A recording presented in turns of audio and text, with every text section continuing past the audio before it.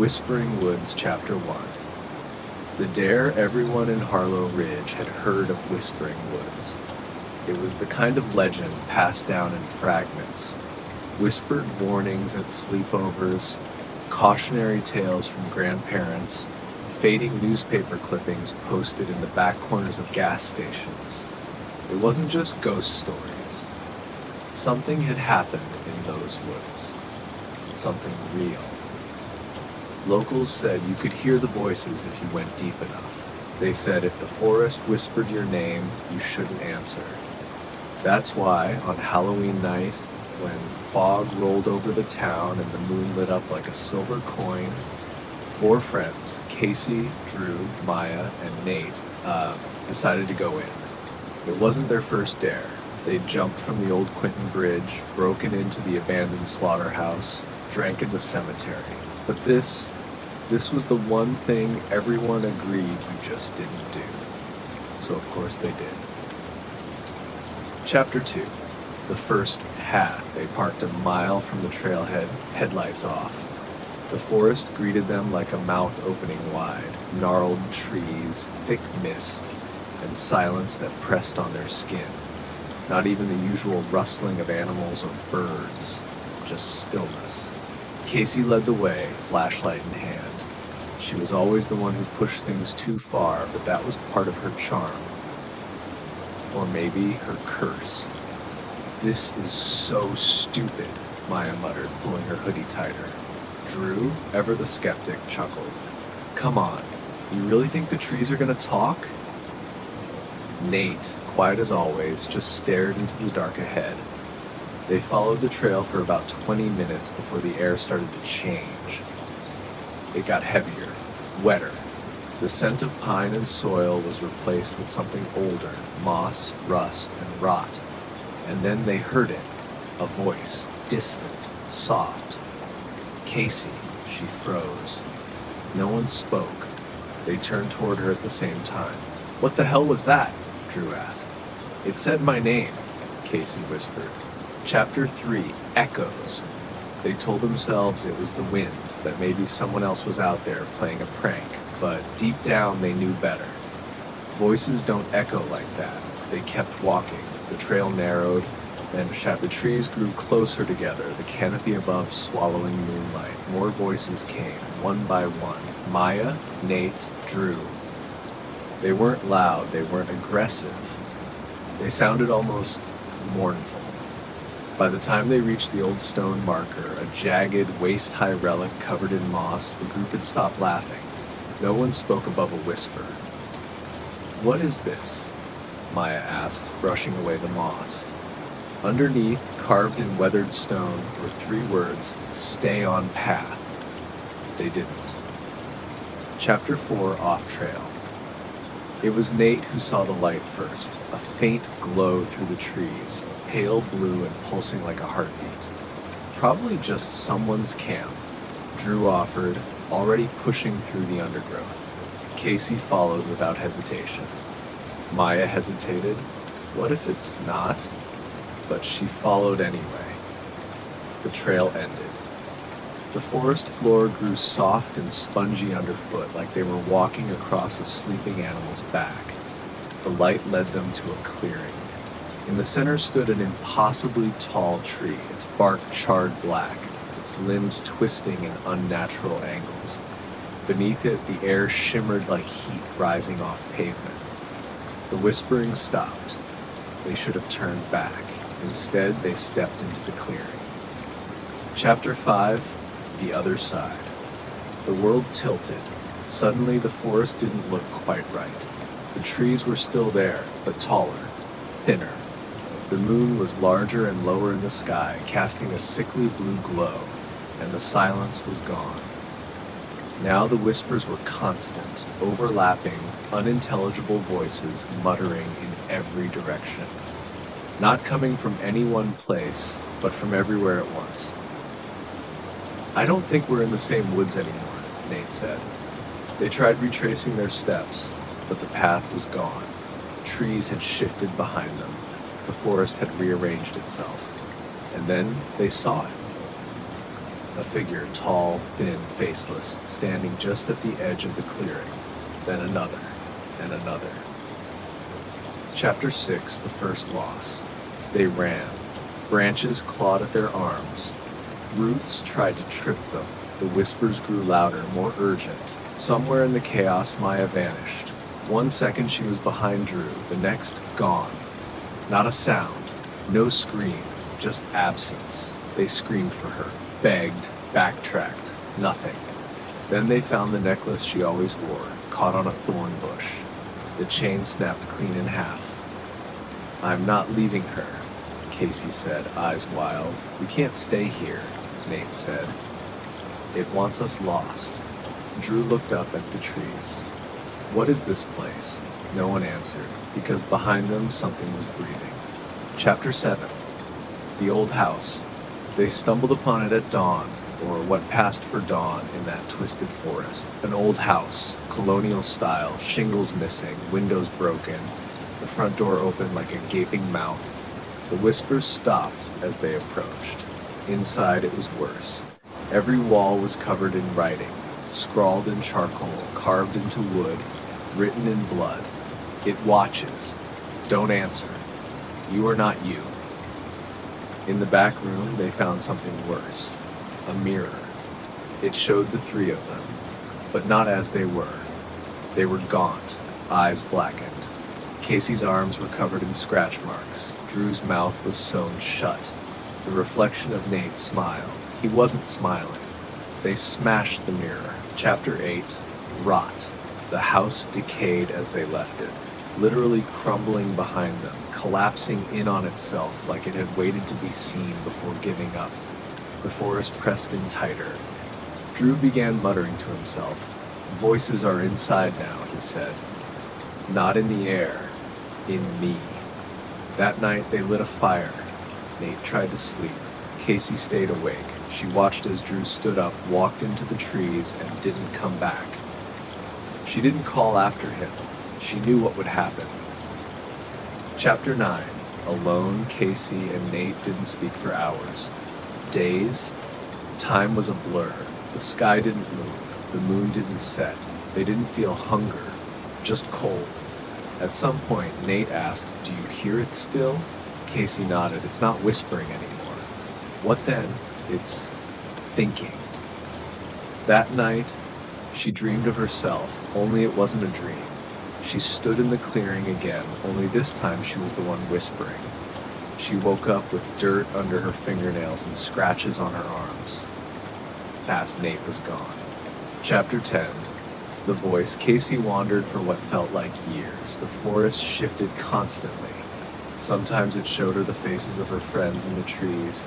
Sometimes she heard her mother's voice. Sometimes she smelled fire. Then, finally, it spoke. Not a whisper, a voice. "You came willingly." Casey fell to her knees. Why? She couldn't answer. "You heard the warnings. You ignored them. You fed us." She wanted to scream, but she didn't. Instead, she stood.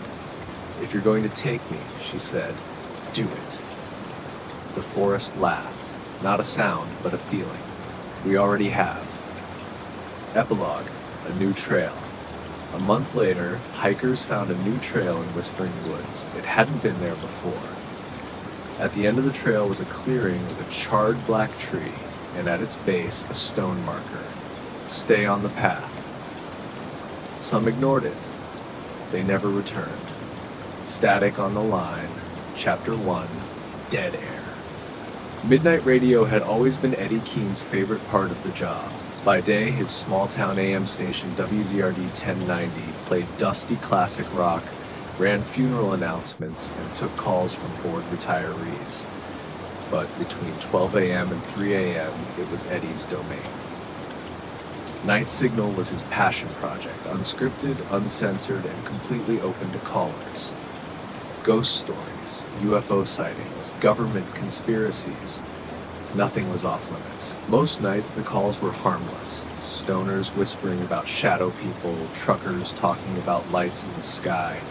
Some were just lonely people who wanted someone to talk to. But one night in November, Eddie got a call that changed everything. Chapter 2, Line 1. It came in at 1:13 a.m. WZRD 1090, you're on the air, Eddie said, leaning back in his chair, sipping cold coffee.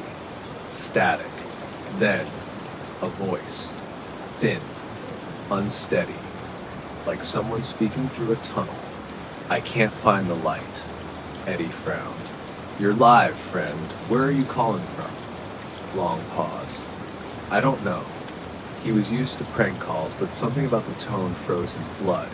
It wasn't fear in the voice, it was confusion. And something beneath that, despair. Can you tell me your name? Static. Then quietly, you hear them too, don't you? Click. Dead air. Chapter 3, Backmask. Eddie replayed the call 5 times. He even isolated the audio, something he rarely did. The background hiss wasn't just static, it had layers. Voices, multiple. Low, distorted whispers woven through the static like threads. He boosted the gain, ran it backward. In reverse, the voice said, "Don't trust the voice, it's not me anymore." He didn't sleep that night. Chapter 4, Return Signal.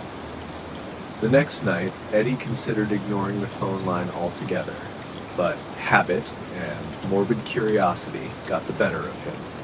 At 1:13 a.m., the line lit up again, line 1. He let it ring 6 times before answering. You're live. Go ahead. Static again. Then you didn't help me. It was the same voice, only different, slurred, dragging, as if something was pulling it apart. I don't know what this is, Eddie said, trying to stay calm. Is this a recording? It's getting closer. Eddie's heart pounded. What is? The voice didn't answer. But behind the static, something else emerged, a new sound. Breathing, not from the caller, from inside the studio. Chapter 5, The Booth. He spun around. The booth was empty. It always was. Just Eddie, his microphone, his mixing board, and a wall of soundproof glass. But the temperature had dropped. He could see his breath. He checked the audio logs. The calls weren't listed. Line 1 didn't exist in the software anymore. There were only 2 lines, 2 and 3.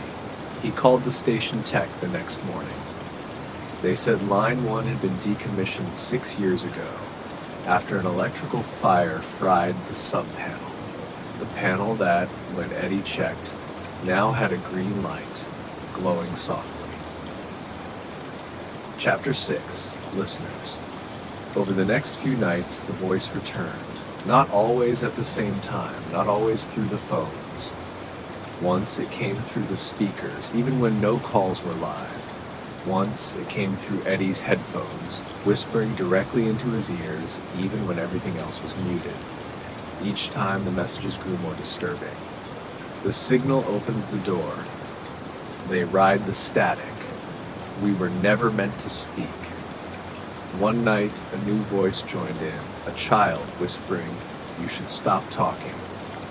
Eddie began seeing things outside the glass, figures just beyond the hallway lights. Chapter 7, Interference. Eddie installed motion sensors. He changed the locks. He slept at the studio, afraid to leave it alone. Then came the Friday night broadcast. Everything was normal until all phone lines lit up at once. Not 2 or 3, 10, more than they even had. He picked up the first one. They found me. Next line. It hurts here. Third, tell them not to listen. He yanked the cords out. Still the voices continued, through the board, through the airwaves, through the walls.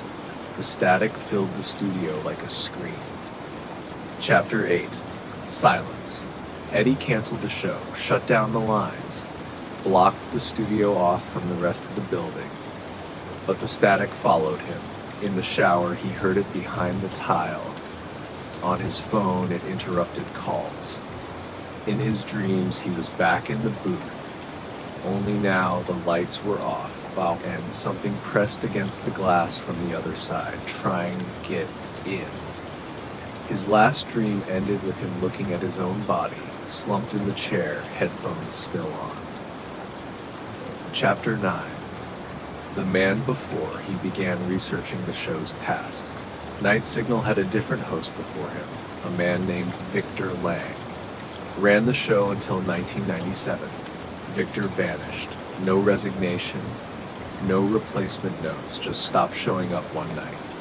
Eddie tracked down an old engineer from that era. Victor started playing recordings he found, the man said. Weird shortwave stuff, numbers stations, Morse code that didn't make sense. Then he started saying there were voices in the feedback. What happened to him? The engineer's eyes darkened. He went off-air mid-sentence. When they found the booth, it was empty, locked from the inside. Chapter 10, Broadcast. Eddie knew what he had to do. He scheduled one final broadcast, 12 a.m., Friday night. He wired everything for redundancy, every light on, the hallway locked, cameras recording. He opened the show like always, WZRD 1090. You're listening to Night Signal. It's been a strange ride, folks. Let's open the lines one more time. Every line blinked at once. One voice spoke, "You're the signal now." Then everything died.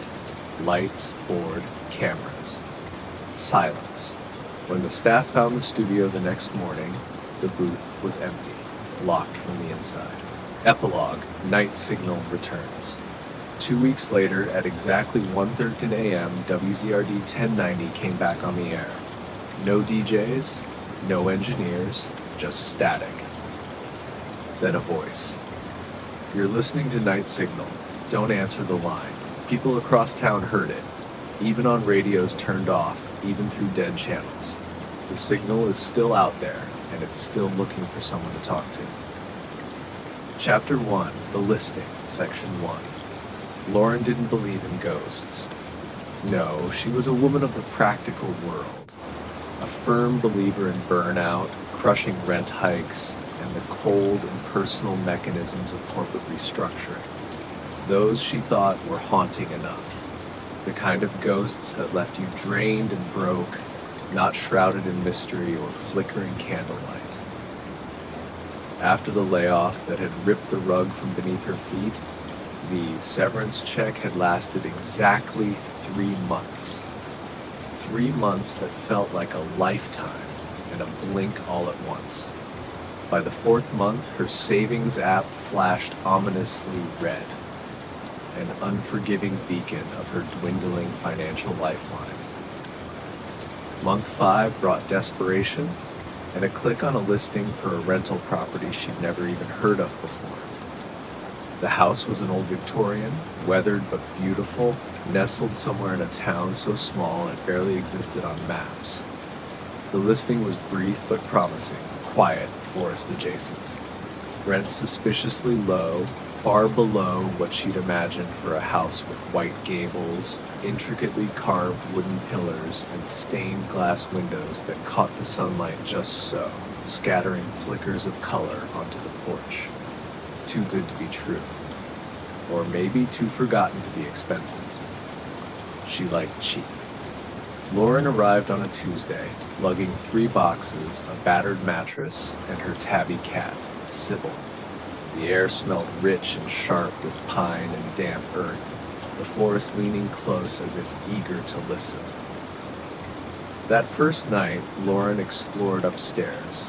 The wooden floors groaned under her socks, the hallway stretching far longer than seemed natural. 5 doors lined each side, and one stood at the very end. A mirror hung opposite her, framed with elaborate carvings of twisting vines and curling leaves. But her reflection didn't behave as it should. It wasn't delayed or out of sync, just wrong. The tilt of her head, the set of her jaw, it was watching her watch itself, curious and cold. She laughed uneasily. Sleep deprivation, she told herself, the stress of moving. Too many horror movies, maybe. Back downstairs, she lit a candle, the flickering flame a fragile beacon in the dark. Her laptop struggled with the spotty wireless signal, but she managed to pull up the listing again. The house had a name, the Drovich Estate. Built in the 19th century, it once belonged to a historian obsessed with liminal zones, places between places, thin spots where reality frayed and thinned like worn fabric. Lauren chuckled aloud. I wanted cheap rent, not an urban legend. She muttered to Sybil, who hissed at a shadow. The wind rattled the windows, and from upstairs came a soft creak. Sybil's ears flattened in the morning. Lauren spun around. The door at the end of the hall, previously closed tight, now stood slightly ajar. I didn't open that, she said, voice barely above a whisper, to herself, to Sybil, to the house. With slow, hesitant steps, she climbed back upstairs. The hallway felt colder now, air stagnant and thick as if trapped in a closed mouth. She reached the door. Beyond, the room was empty. Bare floorboards, a lace curtain drifting gently in a breeze she couldn't feel. But something had been here, something unseen. She felt it in her bones. That night, she didn't sleep. She lay awake, eyes fixed on the mirror. It watched her back. Chapter 2, Voices Between Walls, Section 2. Morning arrived too early, bleeding pale light through lace curtains and onto Lauren's pillow. Sybil crouched beside the closet, muscles taut and eyes wide. Lauren sat up slowly, a heavy memory pressing down on her chest like a weight. She padded down the hall. The mirror hung silent and unchanged. The end door closed once again. She couldn't remember shutting it. Downstairs, Lauren tried to bury herself in the endless grind of job boards.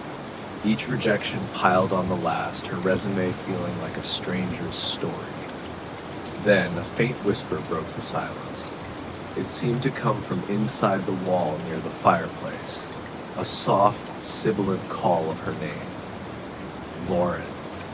Her breath caught. She pressed her ear to the cold plaster.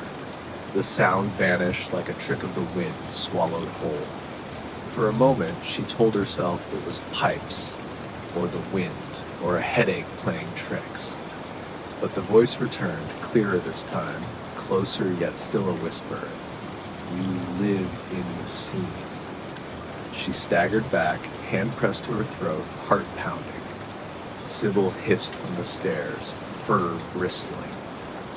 That night, she dove deeper into research on the Drovich estate. Almost every trace of it had been scrubbed from the internet, buried behind paywalls, or erased from archives. Only one stubborn blog remained, frozen in early 2000s web design. Black background, red courier font, a dead historian's unfinished project titled Liminal Zones of North America. One entry chilled her to the core. It described houses built atop thin places, seams between worlds where the waking bled into something else, something ancient and unyielding. The Drovich home was built not to live in, the historian wrote, but to measure thresholds, to study intrusion, to invite it. Lauren slammed the laptop shut. Her breath came ragged. The mirror thrummed, not with sound, but with pressure, a quiet vibration against her skull. She whispered into the silence, "Why me?" The reflection smiled. Her reflection didn't. Chapter 3, The Memory Room, Section 3. The next morning, the door at the end of the hallway refused to open. The knob turned freely, but something invisible pushed back from inside, like a hand holding it closed. Sybil stayed close, tail puffed and eyes wide. The cat hadn't eaten since the mirror incident. Lauren gave up on the door and fled downstairs, desperate for fresh air. Outside, the trees greeted her again, but something was off. Clusters of pines that leaned right now leaned left. Familiar paths twisted in unfamiliar ways. The mailbox that had marked the edge of the property curved unexpectedly in the opposite direction. Lauren blinked hard. Inside, her laptop was open. She was certain she'd closed it last night. On the screen, a photo she'd never taken. Herself in bed, eyes wide, staring at the mirror. The angle was from the hallway. And there, shrouded in shadow behind the door, stood a figure, tall, thin, barely visible but undeniably there. She closed the laptop in a rush, heart hammering. The hallway mirror no longer reflected the hall. Instead, it showed a different room entirely. Walls lined with ivy-patterned wallpaper, a crib in the corner, a window with cracked paint, and through the glass, faint music, a lullaby drifting on the air. Sybil bolted from the hall with a terrified yowl. Lauren approached the mirror. The image rippled beneath her fingers like liquid glass. For a fleeting moment, she saw herself standing in that strange room, eyes hollow, mouth moving silently. Then darkness swallowed it whole. The reflection returned to normal, but Lauren's fingers tingled. The carved vines on the frame felt warm to the touch, as though breathing. Something inside the house was shifting, and so was she. Chapter 4, The Thin Door, Section 4. That night, the end door opened by itself. Lauren lay stiff in bed, eyes glued to the mirror. Sleep eluded her, chased off by the silence and growing dread. At exactly 2:33 a.m., the doorknob clicked faintly, turning with a slow, deliberate grace. Sybil growled low beneath the bed. Lauren rose, heart hammering, and crept into the darkened hallway. The space seemed impossibly elongated, walls stretching farther than before, edges blurring in the gloom. Each step creaked like a crack in the fabric of the night. The door yawned open, revealing not a spare room with lace curtains, but a narrow, peeling corridor lined with pale green wallpaper, the kind found in abandoned government buildings. Flickering lights hummed from unseen fixtures overhead. The scent of mildew and old paper filled her lungs. She shouldn't go in, but she did. Each step seemed to pull at her stomach, like walking downhill too fast. The air thickened, breath seeming distant, unreal. The corridor curved, twisting and folding until Lauren lost sight of the world she'd known. The walls themselves seemed alive, pulsing faintly, breathing like a slumbering beast. At the far end stood a cracked mirror, its surface fractured by 7 jagged lines like bolts of lightning radiating from the center. Inside, a version of herself stood, a tired woman in a work blouse, hair pinned up neatly, eyes hollow with exhaustion. That Lauren mouthed something inaudible and reached toward the glass. When her fingers touched the surface, the lights went out. Total darkness swallowed the hallway. Then a voice, low and coaxing. "Do you want your old life back?" Her throat caught. "What?" she whispered. "Say yes," the voice breathed. It wasn't a question. It was a trap. She felt something inches behind her. A breath, a presence, and she ran, through bends and tunnels, toward the safety of her own room. The door slammed behind her, cracking the frame. Sybil sat on the bed, eyes glowing, growling low. The hallway mirror now showed both versions of Lauren, neither willing to leave.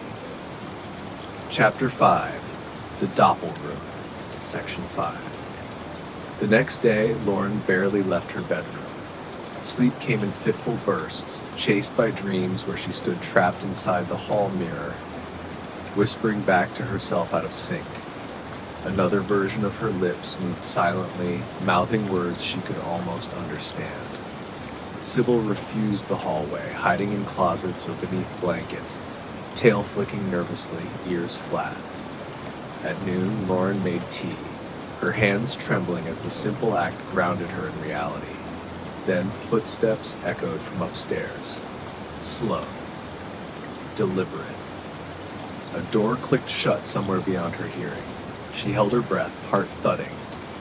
With cautious steps, she climbed the stairs, clutching the railing like a lifeline.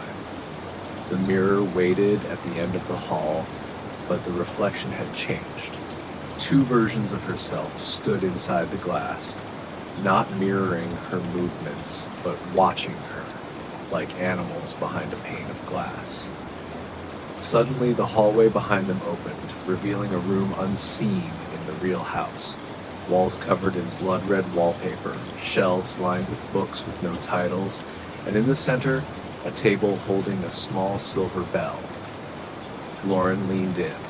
The reflection mimicked her. The figure inside the red room reached for the bell and rang it. The sound came from behind Lauren, from the empty hallway. She spun around. Nothing. Looked back to the mirror. The figure had vanished. The bell lay on the floor at her feet. Chapter 6.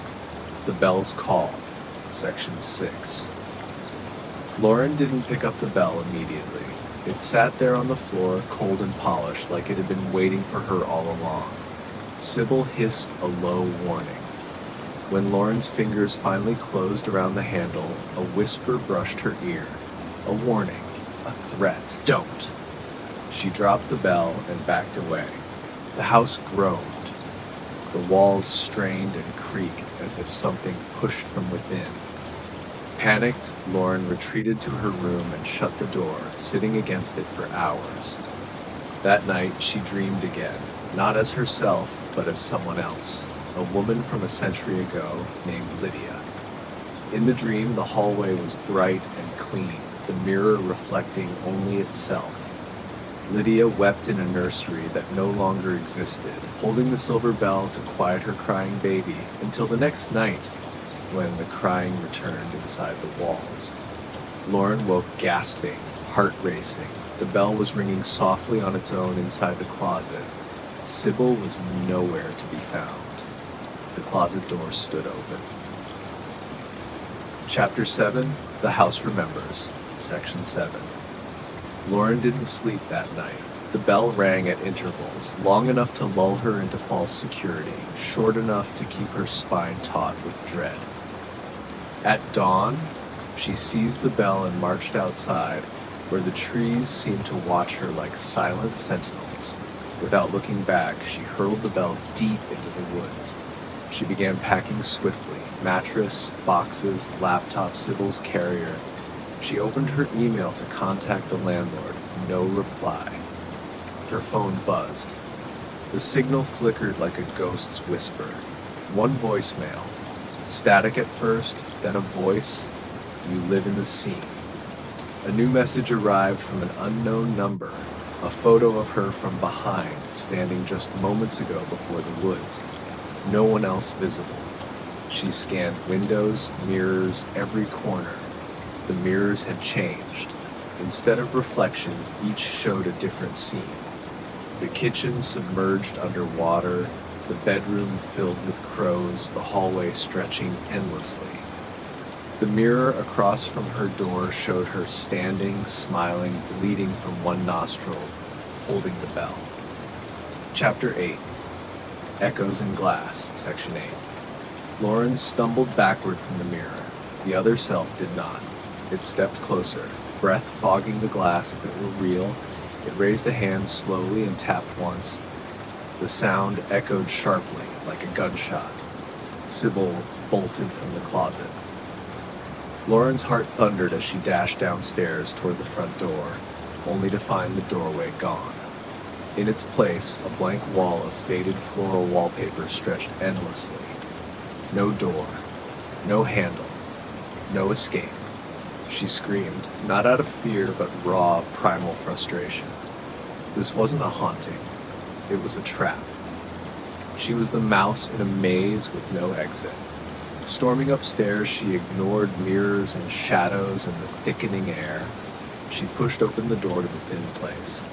This time, it opened easily, but inside was no corridor. Instead, a living room.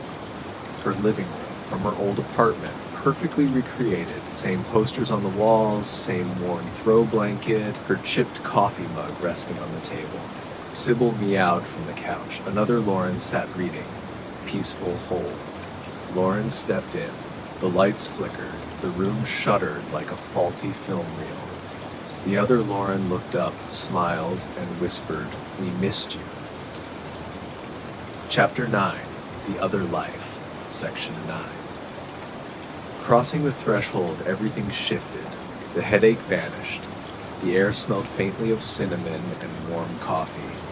Jazz played softly in the background. City sounds hummed through imaginary windows.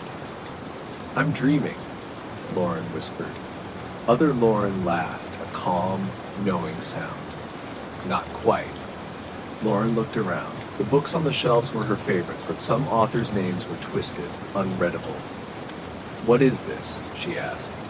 "A better version," the doppelganger said, smoothing her pantsuit, looking clean and confident, the Lauren she used to be before burnout. "You made different choices."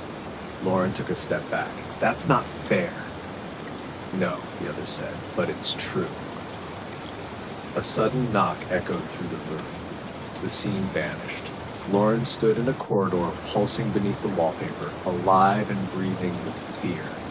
Something moved at the far end, tall, thin, with limbs too long.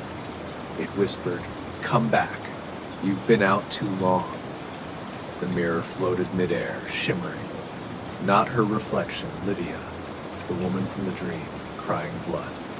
Chapter 10. Through Lydia's eyes. Lauren blinked, and suddenly she wasn't herself. She was Lydia. She felt the tight corset biting into her ribs, the heavy skirts dragging on creaky floors, her throat raw from endless sleepless nights. Her baby, Anna, was gone. Lydia wandered the house like a ghost, lighting candles in windows that reflected strangers. Whispers haunted the walls, promises, warnings. Every night she rang the silver bell. Something answered. One night, Lydia heard Anna's cry from inside the mirror. She stepped through. Lauren gasped, the connection breaking like a severed cord. She lay on the hall floor, Sybil trembling beside her. "I saw her," Lauren whispered. She opened the door too far, never came back. The mirrors hummed louder. The house wanted her to see, so it showed her. Chapter 11. The archive behind the end door. A new room stretched wide. A vast circular chamber with no ceiling, walls lined by spiraling shelves that stretched endlessly like a vertebrae of books. The air smelled of wet ash and ozone. Lauren stepped inside. The floor creaked. Not wood, but something alive, breathing beneath her feet. The shelves held journals bound in skin, bark, and leather. She pulled one open. Names. Hundreds. Thousands. Former tenants. Records. Experiments. The Drovich Project read one entry. Subjects across timelines show behaviors. Curiosity leads to crossing. Crossing leads to doppelganger infection. Recovery rare. Collapse expected. She flipped to the last page. Her name. Beside it, active. Another name appeared. Sybil. Lauren's stomach turned. "No," she whispered. The book laughed. Chapter 12, Possession Protocol. She ran from the archive. Mirrors shattered, not with noise but with release. Glass dissolved into dust. From every frame, figures crawled out. Not monsters, people. Each a different Lauren, older, sadder, crueler, younger, hopeful. One bore burn marks. Another wore a wedding dress soaked in brine. One had no eyes, mirrors instead. They circled her, whispering, "You wanted to escape. You wanted to forget. You asked for it." Lauren backed against the wall, palms flat. "I didn't ask for this." One smiled, mouth full of jagged teeth. "You stayed. That was your consent," Sybil hissed. The mirrored Lauren's eyes dropped to the cat. "She's next." Lauren screamed, scooped Sybil, and ran through shifting halls, stairs folding inward, doors opening to sky, sea, burning cities. She made it back. Lydia waited. Alive. Whole. Chapter 13. The Bargain. Lydia's face was no longer bloody. Instead, she looked tired and kind, like a faded photograph. "I tried to warn you," Lydia said softly. Lauren held Sybil close. "Why me? Why us?" Lydia walked to the mirror. "The house feeds on possibility, versions of you that might have been. It keeps them, studies them. Why here?" "I made a bargain," Lydia said. "Asked for something back." "Your daughter?" Lydia nodded. "Never found her." Lauren's tears came hot. So trapped? No. Found a way. Not happy. What? Lydia turned. You can leave, but take someone's place. Lauren's breath caught, a choice she knew all too well. Survive or surrender. She looked at the mirror, then at Lydia. I choose me. No, Lydia said. You choose who stays. Chapter 14, Reflection Exchange. The hallway reset. Still, one mirror remained. Glass pulsed faintly. Inside stood one Lauren, the original, the first. She had walked in 5 nights ago with boxes and a cat. Real Lauren. She never left, Lydia whispered. You're the echo, pulled from her thoughts. A trial. Lauren stared, dizzy, her head tilting. She stepped forward. I'm not her, not only her. Inside, original Lauren looked terrified. She reached out. Hands touched glass, both sides. The house waited. Pick, choose, trade. Lydia whispered, let her go. Stay in her place. Lauren stepped forward. Sybil cried behind her. Then Lauren turned, faced Lydia, and said, no. She picked up the bell. Rang it. Chapter 15. Collapse sound was deafening. Walls screamed. Floors cracked. Bleeding black water. The mirror shattered, not into shards, but stars. Thousands of them swirling like snow. Lydia vanished. The hallway folded inward. Air split open, revealing a void of mirrors, all showing pieces of Lauren's life. Every choice, every failure, every breath. She held Sybil close and jumped. Chapter 16, Waking the Scene. Lauren opened her eyes, lying in grass. The Victorian house behind her burned with quiet dignity. No fire crew, no neighbors. Silence. Sunlight spilled through pine trees, no longer leaning. Sybil crawled into her lap, purring softly. No mirrors, no other Laurens, just this one. Lauren. She stood, walked away. Epilogue, a new listing. Weeks later, across the country, a new house went on the market. Old, Victorian, forest adjacent, rent suspiciously low. Listing read, the glass house, quiet, historical, some mirrors. The real estate agent smiled. Someone will love it. Behind her, a mirror pulsed once, watching, waiting.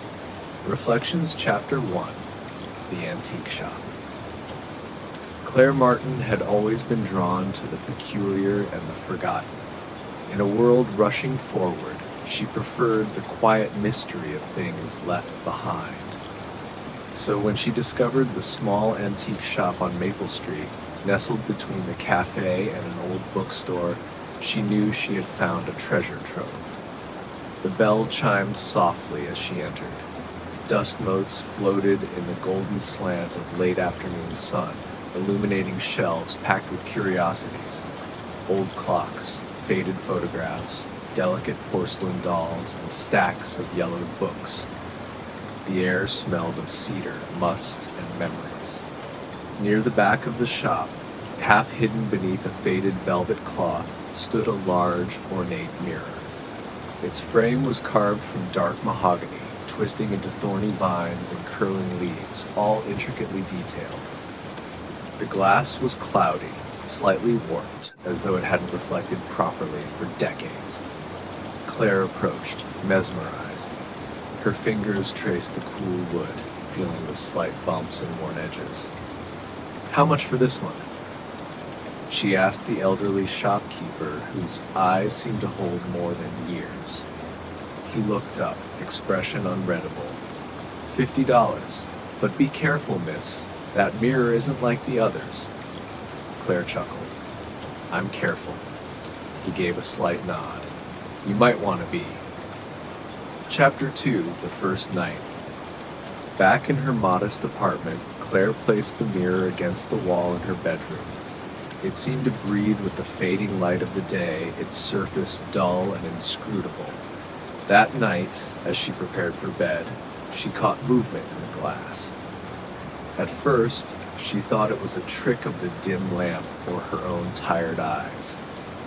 But the reflection lagged fractionally behind her actions. Her raised hand appearing a moment too late, her smile stretched unnaturally wide. Lying in bed, she stared at the mirror's dim outline, feeling a strange pull, like it was watching her as much as she watched it. Suddenly, the room grew cold, breath visible in the air. The glass fogged over, mist curling from the edges inward until words emerged. "Look deeper." Her heart thundered. She blinked and the mist was gone. Chapter 3. The Reflection. In the following days, Claire noticed more unsettling things. The mirror no longer simply reflected reality, it distorted it. At times, her reflection would smile when she was not smiling, or freeze mid-motion while she moved freely. Shadows flickered behind her reflection, shapes just out of focus. One evening, after a particularly exhausting day, she caught her reflection mouthing words she did not speak. "Let me out." She shivered, turning away quickly. Sleep was elusive. That night she dreamed of herself, but not quite. The version in the mirror was older, with hollow eyes and cracked, bloodied lips, staring silently. When she awoke, she found her palms smeared with dirt and small scratches she couldn't remember getting. Chapter 4. Crossing Over. The mirror's power grew. One late night, while brushing her hair, she saw her reflection reach out. Its fingers extended beyond the glass as if trying to grab her. Her own hand twitched involuntarily, brushing the cold surface. Then suddenly, the glass shimmered and cracked outward like ripples on a pond. Shards exploded across the floor, yet where the frame once was, a dark void pulsed, waiting. From that void, something stepped through. Chapter 5. The Doppelganger. Claire's life unraveled. Her apartment grew dim and cold. Lights flickered erratically. The air thickened with a suffocating heaviness. Her reflection no longer mirrored her movements, but moved independently, watching from windows, darkened screens, and shiny surfaces. It whispered her name, sometimes coaxing, sometimes threatening. Claire found herself trapped inside her own home, fearful of leaving or even looking into another mirror.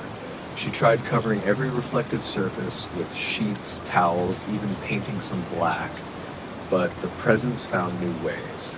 Reflections in polished spoons, the black surface of her phone, even the still water in a glass. Chapter 6. Desperate, Claire returned to the antique shop, but the place was gone, replaced by a blank storefront. Panic grew.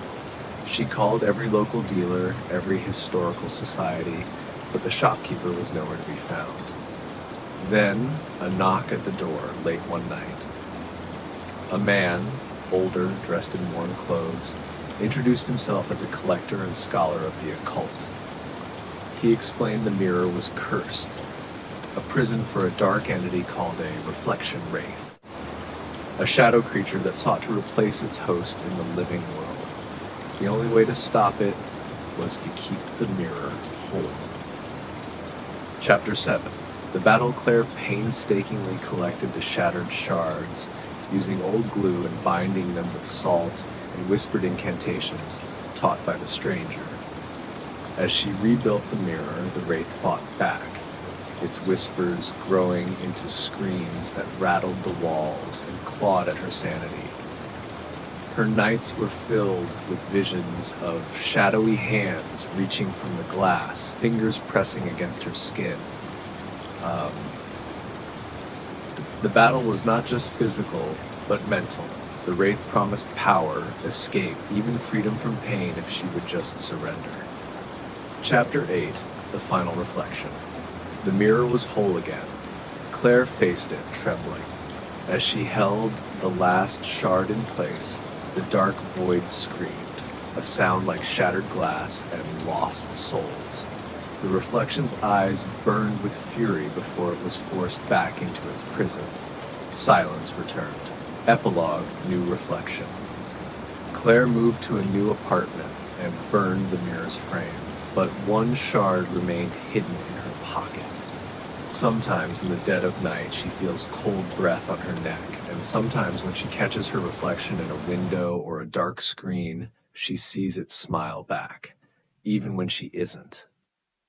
The Last Tenant, Chapter 1, New Move. Jacob Heller hadn't expected to move again so soon. 6 months ago, he was working a decent tech job, living in a modest condo just outside the city. Then came the layoffs. Then the panic. Then the slow, grinding realization that his savings wouldn't last as long as he thought. What he needed was isolation, quiet, and most importantly, cheap rent. Greystone Apartments had all three. The listing was short and suspiciously lacking detail. 1 BR, 1 BA, 4th floor walk-up, utilities included, no pets, no elevator. Do not contact with questions. Viewings only Tuesdays at 3 p.m. The rent? $500 per month. In a city where studios went for triple that. It should have set off alarm bells, but Jacob ignored them. The address was unfamiliar. When he looked it up, he found only sparse mentions on forums and blogs, mostly rumors, urban legends, and low-resolution photos of a dark, aging brick building squatting on a quiet block like a sleeping beast. The place had a reputation, sure, but reputations didn't pay bills. Jacob showed up on Tuesday, Chapter 2, First Impressions. The landlord was a gray, angular man in a wool coat that seemed too heavy for late spring. He didn't offer his name, just a ring of keys and a muttered, 4th floor, 4B. The lobby of Greystone was hollow and cold, with cracked marble tiles and light fixtures that hadn't been dusted in decades. The elevator was gated shut and covered in caution tape. As Jacob climbed the stairs, the air got heavier. On the 2nd floor, one hallway light blinked in a rhythm that set his teeth on edge. On the 3rd, he passed a door with deep scratch marks on the frame. He almost turned back. But the rent, 4B, was at the end of the hallway. The apartment was fine, dull, beige walls, warped wood floors, and a single window that faced a brick wall. But it was dry, mostly clean and functional. Jacob took it. He signed the lease with a hand that shook a little more than he liked, but he chalked it up to exhaustion. The landlord handed over the keys without a word, turned, and disappeared down the stairs. Chapter 3, Settling In. The first few days were uneventful. Jacob unpacked, set up his laptop, and began outlining a new novel. He took long walks, browsed thrift stores, and listened to the silence that surrounded the building. Except it wasn't entirely silent. Greystone made sounds, strange ones, not the usual creaks or plumbing groans, but something else. Patterns, rhythms. At night, it sometimes sounded like someone walking just behind his walls. He assumed he had neighbors, but when he checked, every door on his floor was marked vacant, with yellowed paper taped inside the peepholes. The mailboxes downstairs were all empty, except for his. It was the 3rd night when the whispers started. Chapter 4, The Mirror. Jacob was brushing his teeth when he noticed it. His reflection didn't quite match his movements. At first, he thought it was his imagination, but then he tested it. He raised his right hand. The reflection raised its left, and for a heartbeat too long, it held that position before correcting. He blinked hard and stepped back.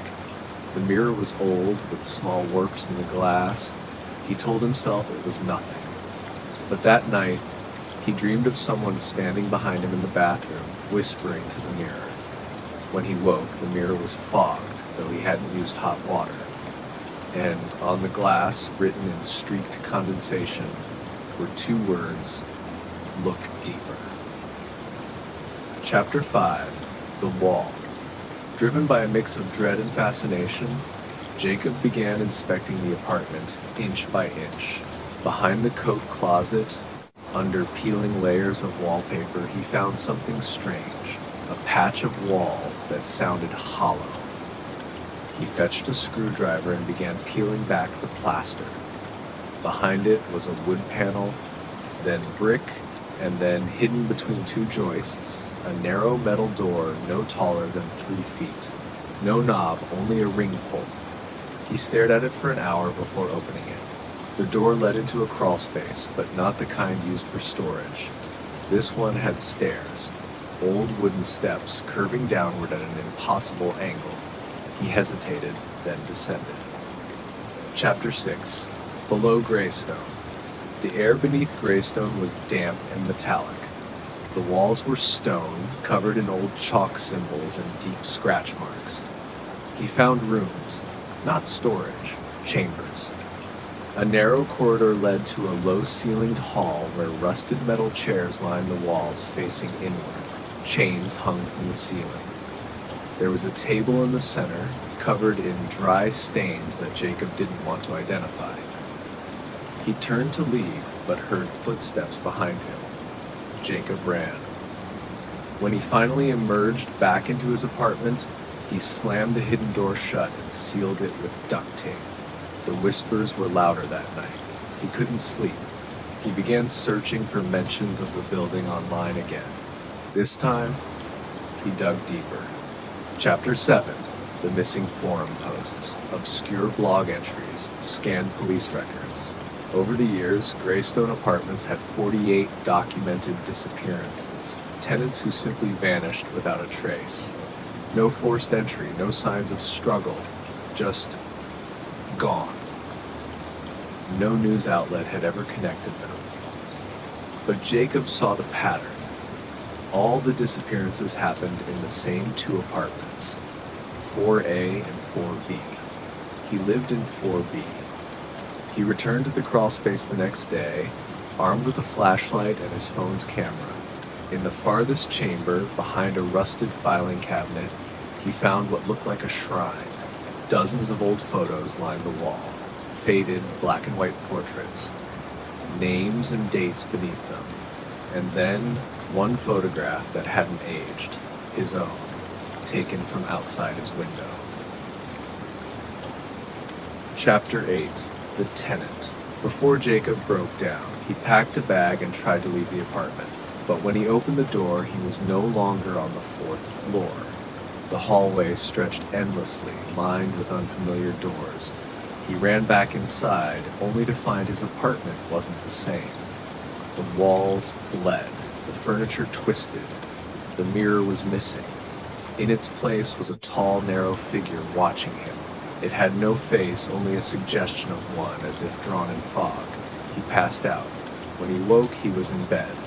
Everything was normal again, but 4B smelled like soil, and the photograph on the shrine now had a date beneath his name. The current date. Chapter 9. Eviction. Jacob stopped eating. He ripped down the wallpaper, smashed the mirror, burned the photos, but they always returned. The shrine rebuilt itself. His reflection reappeared, but now it moved even when he stood still. One night he awoke to the sound of breathing under his bed. He didn't look. He couldn't. That same night the hallway lights all flickered off, one by one, until only his remained. He opened the door. At the far end of the hallway stood the faceless figure. It raised a hand, and the door to 4A creaked open. Jacob had never seen anyone go in or out of that apartment. Now he knew why. Chapter 10. The Last Tenant. He stepped into 4A. The room was empty. Dust floated in the air like ash. But then, in the far corner, he saw a figure hunched over, whispering to the wall. It turned. It was himself, or something wearing his shape. The thing lunged. Jacob screamed and stumbled back into the hallway, only to find that the building had changed again. There were no windows, no exits, only door after door after door, stretching on forever. And then the walls whispered in unison, "You live here now." Epilogue. Weeks later, a new listing appeared online. 1BR, 1BA, utilities included. No questions, no pets, immediate availability. Greystone Apartments, Unit 4B. The rent, $500 a month. And inside the hidden room, like on the wall of faces, Jacob's photo had a new label beneath it. Tenant number 49. The building waits.